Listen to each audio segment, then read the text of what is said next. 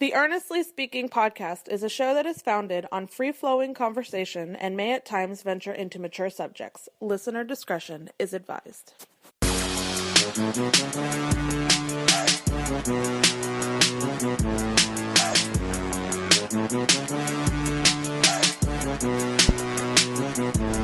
Earnestly Speaking podcast coming to you on December 23rd, 2020.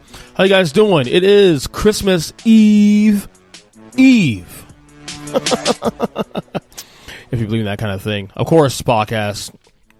You can find Apple Podcasts, Spotify, Stitcher Radio, Google Podcasts, and as I've been saying for the last couple months, we are also on Amazon Music. Anyway, don't want to spend too much time here because I've got a lot of stuff to do. Got to go wrap some more gifts from the wife. Watch a couple Christmas movies with her, as I promised. I told her, if you just give me 30 minutes to do a podcast or less, I'll be okay. But this past weekend was just really cool. Last solo podcast I did last week, I think it was titled something about the next 40, whatever it was. I told you guys that the wife and I were planning our first ever getaway together without our children. And as you guys know, we've been parents now for 7.5 years. So to say that it's a long time coming would be underrated, if you will. But we did go away this weekend. What we did, obviously, we separated the kids. We left my oldest son, Eli, who stayed with my sister, who happens to be in town for the next 2 weeks for the holidays. He spent time with his cousins. He had a great time. My youngest one, Logan, ended up staying here with my mother-in-law, who stayed here over the weekend to watch the house, watch dogs, dog and a cat, and then watch him, of course. Now, it shouldn't be a big deal, of course, but the trip itself, we were only away from the house from like under 48 hours, really. We left on Saturday. So the way it went down was this. Basically, I woke up in the morning, Saturday morning, took my son down to Miami or South Broward, where my sister was staying in a nice hotel. About 9 o'clock in the morning, dropped him off. We came to work after, drove up to work, and worked a couple hours. Worked about 6 hours, 7 hours. And then about 5 o'clock, my wife and I, we both work at the same place, at the same job, at the same place. We both left about 6 o'clock, met up with our friends to go up to Orlando. And it was basically a couples trip, like I said, too. It was a couples trip between myself, my wife, my co-host of the wrestling podcast, Mike, and his wife, Carol. And they have 3 kids. So like I said before on the last episode, we did talk about this. They eat more so than us. They have 2 little ones. They have 3. Well, they got a 9-year-old, but they also got a 3-year-old and a newborn, like 6-month-old, I believe. And so they need to get away too, as much as we did. Them probably more so. So we drove. They decided they'll drive up, but what we did to make things easier, we drove our car up to Orlando to her, not my mother-in-law, but our friend's mother's house. Dropped the car off there, which is in Port St. Lucie. So that's about a good chunk of our drive done. An hour done with our drive, and then we decided to go up to Orlando. And they offered to drive, of course. So it was good for me because I had no interest in driving at all. I wanted to just relax and taking the whole situation, just the whole thing. Worked out great because they wanted to drive and I had no interest in driving, so worked out great. Left about 6:30, 7 o'clock. Maybe about 7 o'clock. Out of Port St. Lucie, we got to Orlando relatively fast too. Got there about like minutes to 9. Checked the hotel quickly. We had the trip plan set up at about 10 o'clock, so we checked in our bags in, and went to the hotel immediately. Oh no, not the hotel. Went to the restaurant immediately on City Walk, which is part of Universal Studios, and that was a good time. I had dinner at a place called Cowfish. Not too bad. Ordered grilled chicken, Hawaiian chicken sandwich with Hawaiian rolls and pineapples, all that. I actually held the pineapples in that one, actually. With fries, and didn't really drink much because we were going to do an escape room after at 1 in the morning. Ate dinner about an hour. Went around We were on City Walk for a little bit. Walked around for about an hour. Went to this place called something donuts, some donut place that's really really popular apparently. I went there, got a glazed donut. Then about 1:45 we drove to the escape room, first escape room ever, and honestly, I was no help. First escape room ever. I see why it's so fun though. I actually see why people enjoy it so much. But I was no help at all. I was telling my wife and our friends that if I was here in the escape room and I had to figure out all the clues that went into the escape room itself, I would have been just there for a whole hour, just sitting there and doing nothing. We actually did the prison room, so we had to go through clues and all that stuff. And again, my experience really showed in that situation. It really did. It was really bad. It was really fucking bad. So we did that. We actually got through the escape room. We we solved the entire thing in less than an hour. Well, about 12 minutes to spare, which is good. Again, that's all Mike and Carol. So they did a good job there. So we did escape room. We were done about 2:00. Got back to the hotel about 2:30, 2:45. We were exhausted, but we were still hanging out. We were gonna check out at 11:00 in the morning. And so we took it in. We fell asleep. Got to I woke up actually about 8:00, 8:30, and figured out that we also included in our hotel we had a continental breakfast. So we decided, we went down there about 9:00 in the morning, got some breakfast. It wasn't too bad. It wasn't the greatest breakfast in the world. Obviously, it's free. You got your pay for. It was free, but at the same time, it's free food. So I made sure I filled myself up because I was really trying to toe a line of not overspending as well. I really wanted to make sure that that was still, we had a lot of things we wanted to do. We want to buy some gifts for, a couple of friends and our kids, at the Disney store. And so we had breakfast about an hour, went to the hotel, took a shower. Gotta tell you though, speaking of showers, there is something so immaculate about hotel room showers. Something so perfect about hotel room showers. Hotel room showers are perfection. They really are. Like, no matter where you are, whether it's Florida, whether it's New York, every time I go to the hotel room, take a shower in the hotel room, it's always the best shower ever. Like, you really come out of there feeling like $1 million. Like, you really did something. Like, you really actually took, even if you weren't dirty, you just feel like a new person, a new man. It's crazy how every time, I remember this too, when I went to New York a couple years ago, and I stayed in a nice hotel up in New York for one of my friend's weddings. A wedding rather, and the hotel, the shower was amazing. And every hotel I go to, no matter what, I'm not saying not necessarily the low end stuff, but mostly the decent to high end stuff. The hotel room showers are always perfect, always feel great. Like honestly, I didn't even want to come out of there. Like I wanted to stay in that shower the entire time. I didn't want to leave. I just wanted to be in there for hours on hours. But I had to leave. We checked out 11:00. We decided to go to Disney Springs rather to do some shopping, of course, and a couple of places we want to go to that were of interest. We got there about noon. We ended up going to a couple places, pretty cool places to shop at. Like I said, we had a budget. We stuck to our budget. Did very well actually. We went to one place I said I will go to that I was looking forward to going to, but ended up being disappointed was the Coca-Cola store in Disney Springs. And we decided, my wife and I decided to order, instead of getting this one specific drink, we decided to get a tray of drinks, 16 different flavors in little cups, $15. Each cup representing different countries of a different flavor or taste of Coca-Cola in their country, from anywhere from Germany to China, whatever it be. And the first couple were pretty decent, but the majority of the drinks were terrible. Actually, to be honest, I hate to say it was terrible. It ended up being something where, I regretted getting it. It didn't really taste that well. So that's $15 right down the drain. I mean, for 16 drinks, of course, you're not gonna complain about it, and you really are trying to take in the experience more than anything else. I'm not gonna bitch about it. I got a bitch about taking drinks, and enjoy it. It is what it is. Try something new. You get out your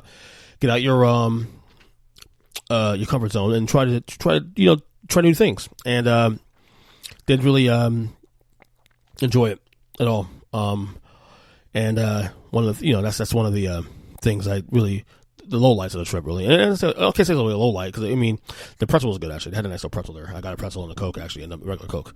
So that was pretty cool. We left there about 3 o'clock.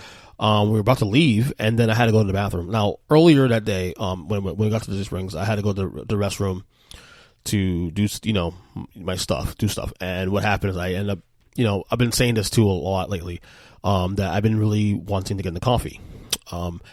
This is stupid because of course I've had coffee in the past before, but I'm not a coffee drinker. I'm mostly a tea guy or hot chocolate. But lately I've been telling my wife that I want to start drinking coffee just because it looks cool. Like, all my friends talk about coffee and they love to drink coffee. I got some of my favorite podcasters who, some were friends of mine, some who were not, that talk about coffee and they love coffee, and people make coffee like a cool thing. Even my wife once in a while, even though isn't drinking a lot of coffee anymore due to personal reasons, she makes coffee feel like amazing, feel like a great, amazing thing, like a cool thing to be part of. So I've been telling my wife, I want to get into coffee, but I don't know what coffee to get into. So while we were on the Disney Springs ground, I end up buying. She ended up ordering me something that she thought I would enjoy, which would be like a mocha latte with extra mocha. And I crushed that thing. It was great. The problem is, 30 minutes later, I had to go to the bathroom. And I ended up going to the bathroom on Disney Springs grounds, and had about 2 or 3, dumps, if you will, once I hit the toilet. That was the case. And then so we go fast forward to when I went to the Coca-Cola store. Same thing. I had a Coca-Cola, just the drinks, and made me go to the bathroom to piss first off, but also I had as we were going to the car, I had to run back inside to go take a dump. This is so personal, but I had to go inside and take a dump. But the problem is to go back inside into the entry where it was actually longer than we were the first time. So we had to go all the way back inside, check in, of course, do the COVID check in. So you have to, check the temperature and all that. And that whole thing took just to get in alone took about 10 extra minutes. But I was not willing to hold on to get into the road to go to the bathroom. We had a 2.5 hour drive, hour and a half hour drive to Parson Lewis to pick our car, and then an hour home. So I was not taking a chance. I was saying, listen, I'll take my chance and go inside and just wait up for me. So they decided to wait for me. Got inside, got to the bathroom next to the Coca-Cola store, took another 2 dumps. Felt better, felt like $1,000,000 after. Went back to this car, and we're on our way. Got home. Well, actually, went to Parson Lewis to pick our car. We had plans that night to go, because Sunday was my dad's birthday. And the plans were to go have dinner. That night, and I told my sister, of course, that we'll be down there hopefully around that time to dinner. So we were kind of behind. We thought we were behind schedule, and as we were on the road, my mother-in-law sent me a text saying that basically that my dad does not want to go to dinner anymore, and basically because he's a little worried about my grandmother, who he was also with. He's going to get her sick, of course, of COVID. He's taking extra precautions about that. So he's being very conservative about that. So which of course I respect. For grandma, of course. So we just decided to get a cake for him, and celebrate down in Miami. But first, had to get home. Got home, got in the car, pushed Lucy, said bye to Mike and Carol. Got another hour drive home. Picked up our kid. Picked up Logan first from our house, who was with my mother-in-law. Then we had to pick up a cake, Irish cake, of course. Then we went down to back to Broward. So we did like another 5-hour drive between the 2.5 hours of driving down from Orlando to Palm Beach County, and another hour down to Broward County, South Broward rather. That's about 4.5 hours of driving, or something like that. I don't remember exactly, but it's something to that effect. And got down there, of course, and we had a good time with my sister, my dad, somebody's birthday. My nephews were there, of course. We were all there having a good time. Got back on the road about 11:15. Got home by midnight. The kids were obviously exhausted. So it was a very adventurous weekend. Had a good time, and it's something that I want to do more often. I'm a creature of habit, so I don't tend to get out a lot. I like to be in my own my own circle, my own abode, if you will. So doing things that are different, even when we decided to do this, I felt uncomfortable. Even when we decided when we did it on Saturday and I was out in my own element, you get so used to being in your own element that you feel uncomfortable, but you have to do it because it's new, it's fresh, and I'm glad we did it. We had a good time, with Mike and Carol. Had a great time with them. But yeah, that was a good weekend. Getting away. We needed it. We really needed it. I miss my kids, of course, but we needed it. And between that and the coffee stuff, and that was that was all good. It was all good. We needed that, and I told my wife we'll try to do this again. I like to actually do something with my wife alone this time because we never done anything alone, and I think that's one of the things that I think that's lacking for us, that we don't have enough alone time away from our kids. And I'm not saying that this weekend wasn't cool, because obviously the company we had was phenomenal. We had a great time, and they were a great company. And we'll do this again with them always. When the chance actually occurs. But I do desire going away with my wife, by herself, and we haven't done that in so long. So hopefully in a couple months we'll do that. But hopefully in a couple months we'll have opportunity will arise where we can do that. But again, we're relying a lot on mothers and mother-in-laws, and things worked out this time because of my sister being in town to take care of my youngest. So we'll see what happens next time. But like I said, it was definitely worth the weekend getaway, worth a great time, and hopefully we can do it again soon. As I said, 2 more days till Christmas. I'm actually really in the Christmas spirit. I'm really excited about this year, and I don't think I'm so much excited about Christmas. I am more so about excited just the fact that it's something different. I think this year being so 2020 and the COVID and all that I think leaning on anything that's positive and nice, is something that I think we want to take away this year. So I've been really trying to get into the spirit this year. I was playing Christmas music in the house really early this year, like as early as before Thanksgiving. Normally I don't do that, but this year, it is what it is. Decided to be more the positive person about it, and just look forward to it. And plus my kids too. My kids love Christmas too, and you want to be that person. As I got older, Christmas didn't really mean as much to me as I got older. I was more of a Thanksgiving guy. I'm actually more of a Thanksgiving guy even today. But you have children, and the family dynamic, of course, they still believe in Santa Claus. So, I'm gonna play up to it. I'm gonna play up to it for them. So, but I've been really getting the spirit this year. It's been, honestly, like, with everything going on this year, like, I'm really starting to appreciate the people around. Like, when I saw my sister this weekend, first time over a year because of COVID. Now, typically she comes every year anyway for the holidays, but this year is special. I told her, like, I almost cried, because of the fact that, you're not guaranteed anything. You're not guaranteed the next day. You're not guaranteed to see family because of what's going on. And, like, we have family now, unfortunately, who won't come out because of the fact that the threat of this pandemic. And I don't blame them. I don't blame them for being fearful about this. The numbers are going up again. We have over 300,000 deaths. There's so much going on that, I don't know. You just really appreciate, and I've been, it's kind of been a theme this year for this podcast is really being, having perspective and gratitude for the things you do have, instead of the things you don't. Nothing's promised. So, but yeah, I'm getting the spirit this year. Yeah, it is what it is. Anyway, speaking of Christmas, last week my wife and I actually watched a documentary on Home Alone. This year actually is the 30th anniversary of the Home Alone movie. It's funny, like, I used to never, up until recently, I never really considered the Home Alone movie a Christmas movie, actually. I always thought of it as a movie.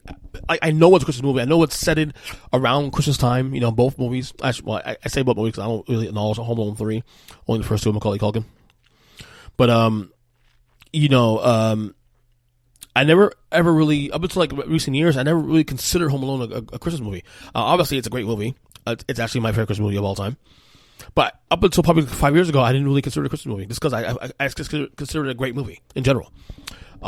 This last week, my wife and I actually watched a documentary on the making of the movie of Home Alone, and it's a series they've done so far. It's called on Netflix, called The Movies That Made Us, and they've done breakdowns on Dirty Dancing, Ghostbusters, and Die Hard, and they did one on Home Alone as well too. It's very, very detailed behind the scenes, and kind of, I guess I won't say a reunion of the actors, but of all the principal people that made the movie. Of course, John Hughes was the director, but he's no longer with us. But it was nice seeing just people behind the scenes who telling stories of how they had just the things that happen in between. And yeah, it's a really good, fascinating documentary on it. Like I said, it's about 45 minutes. We started watching the Ghostbusters one a couple days ago too. We haven't finished it yet. I want to see the one on Die Hard and Dirty Dancing, of course, too. So far, this is season 1 so far. We'll see. I don't know if there'll be no other seasons. I'm sure they will down the road. But 30 Years of Home Alone.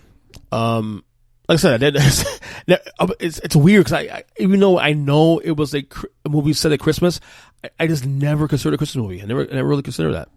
So I don't know. I'm actually not feeling. It's funny. I'm doing this podcast today. I'm not really feeling. I'm not really feeling it today.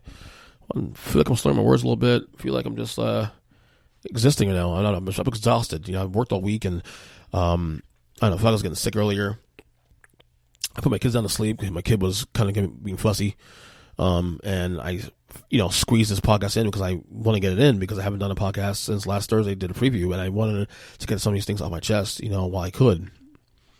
But yeah, that's what it is. But yeah, the Home Alone documentary, you get a chance. It's really, really cool. Really, really cool stuff. What's going on in politics right now? Oh, the stimulus argument now. The government they're on the verge of signing. Well, the House and the Senate will pass the stimulus package, where us citizens are getting $600, which is bullshit. This government. Like I said, I don't care what side of the aisle you're on politically. This government is. I just don't trust them. You can't. I can see why people don't have faith in the government. I can see why, because I don't myself. How is it that a stimulus package, not only, they were promising to have a second package after the one they did in April. Second package comes out, not only, by the way, it hasn't even come out, it hasn't even been confirmed yet because Donald Trump hasn't signed it. They wait not only 8 months to do a second stimulus, but the amount is much lower than, the first time. People are still losing their jobs. People are still struggling. $600 is a drop in the bucket. What's that going to do?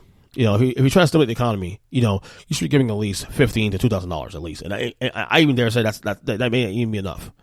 But that's just me. Other people have my certain opinions on that, politically speaking, whatever. I don't think it's enough.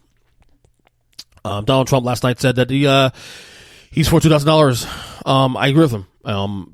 Unfortunately, the problem I have with Donald Trump's coming out and saying this is that he has waited for weeks and months before he signed off on this thing, where he's now saying that what's in the bill and the amount for the American people is crappy. And I agree with him. Donald Trump is correct on there. But again, his position is a political statement because of the fact that, he could have said this weeks ago. Because the $600 is not changed. That's been a sticking point for the last 2 months now, when the talk of stimulus was the second stimulus was supposed to come out a couple months ago. I don't get it. So Donald Trump is now, the vibe is that Donald Trump is threatening not to sign it. To which I say, a part of me actually hopes he doesn't sign it, so it forces Democrats to the table. Now, Donald Trump last night said this, and then Nancy Pelosi called his bluff and said, let's do it, $2,000, let's go. So now it's putting pressure on Republicans to do the right thing. Republicans have, to me, in my opinion, have negotiated this in bad faith from the beginning, because Democrats, so like it or not, Democrats have been the ones pushing for the higher payments since April. I mean, Bernie Sanders, AOC, they've been saying $2,000 or more way back, as far back as April. We can haggle about what's in the bill, and I agree. There's money in the bill that is going to places. I don't understand what's going to other countries. I don't get it.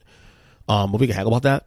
But in terms of who's been on the better side who's been on the right side of this argument, in terms of who cares about the people, American people, in terms of this stimulus bill, I have to call spade a spade. Democrats have been the ones who have been mostly on the side of the American people. They've been the ones pushing $2,000 or more for the last 7-8 months, and that's just a fact. So I don't know. Trump has not signed it or vetoed it yet, so we'll see what happens there.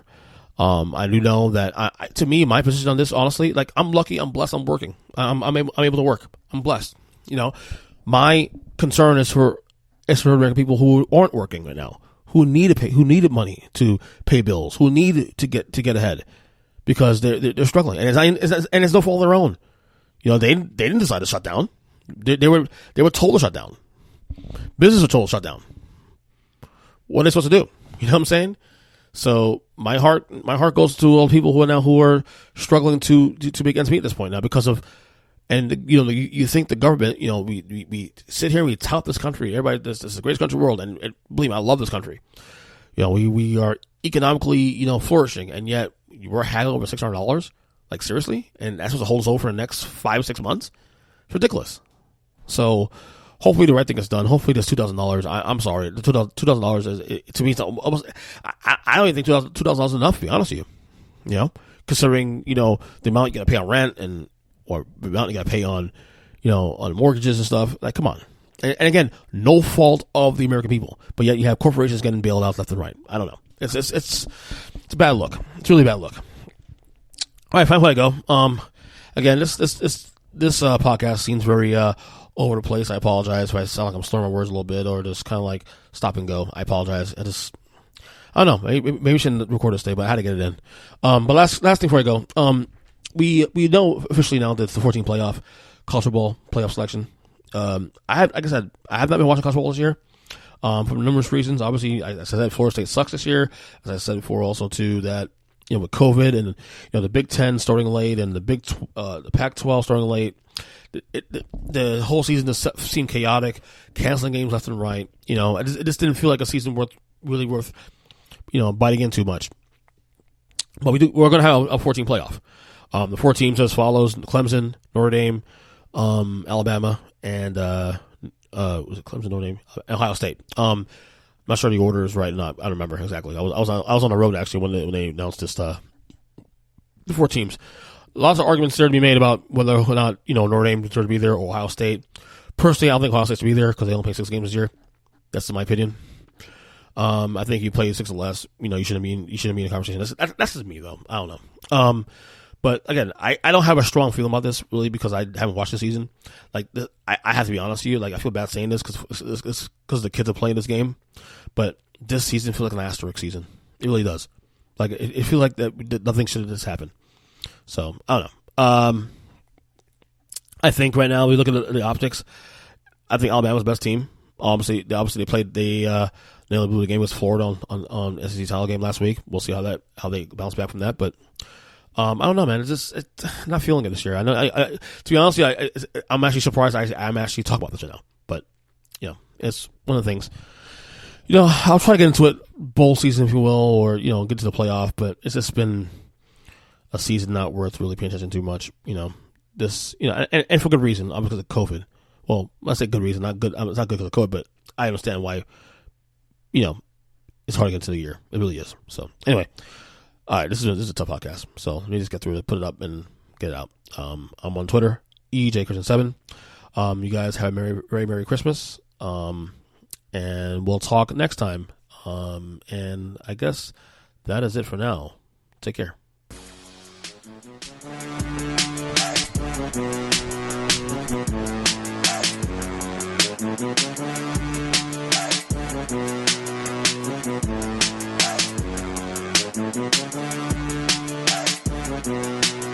Thank you.